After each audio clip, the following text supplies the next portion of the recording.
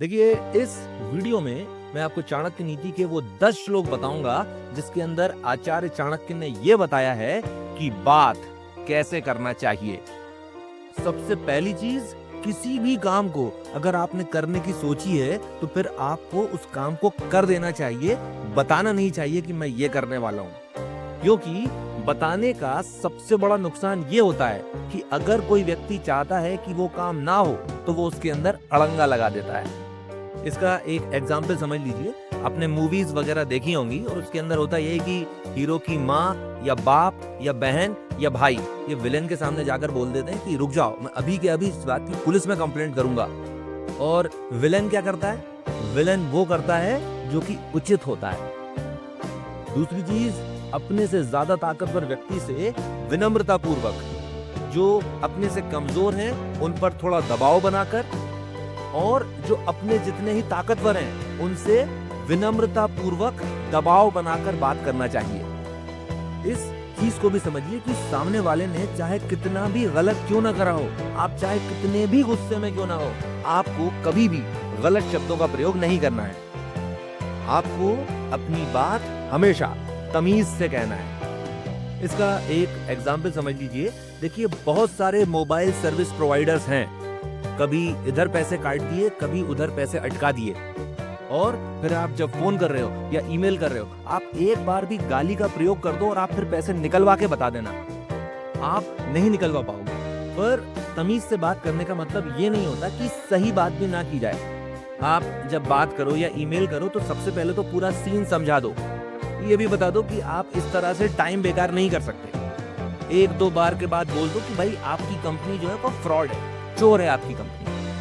और एक दो बार के बाद आप उनसे बोल दो कि भाई मैं आपका मामला जो है वो कंज्यूमर फोरम में रिपोर्ट कर रहा हूँ, और साथ ही साथ आपको बोनस ये देता हूँ कि जब तक जिंदा रहूंगा फ्री में आपकी मार्केटिंग करता रहूंगा कि इस कंपनी से कुछ भी सामान मत खरीदना, इस कंपनी में कस्टमर सर्विस है ही नहीं। देखिए, बहुत ज्यादा सीधा नहीं होना चाहिए, क्योंकि सीधे आदमी को हर आदमी नुकसान पहुंचा देता है। और भले ही आप चाहे सामने वाले को नुकसान नहीं पहुंचा सकते, आपकी बात ऐसी होना चाहिए, आपकी इमेज ऐसी होना चाहिए कि सामने वाले को ये लगे कि अगर मैंने इसको नुकसान पहुंचाने की कोशिश करी तो ये मुझे बहुत लंबा नुकसान दे देगा।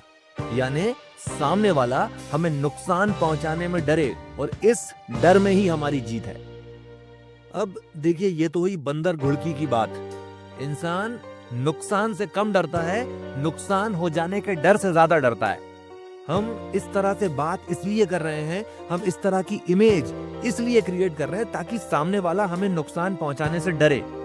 पर अगर किसी के बारे में सोच लिया कि इसको तो नुकसान पहुंचाना है, तो उसको कभी भी मत बोलो कि मैं ये कर दूंगा या कि फिर मैं वो कर दूंगा। तो उसको तो नुकसान पहुंचा दो, और इस तरह से नुकसान पहुंचाओ कि उसको 10 साल के बाद भी ये चीज समझ में नहीं आए कि वो बम गिरा कहां से था।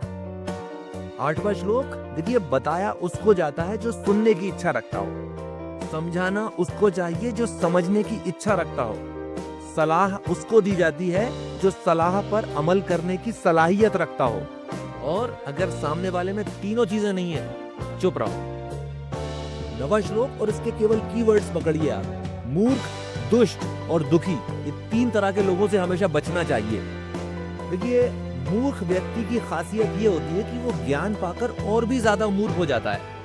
आप उसे न्यूक्लियर साइंस सिखाओ और वो न्यूक्लियर रिएक्टर नहीं बनाएगा, वो न्यूक्लियर वेपन बनाएगा।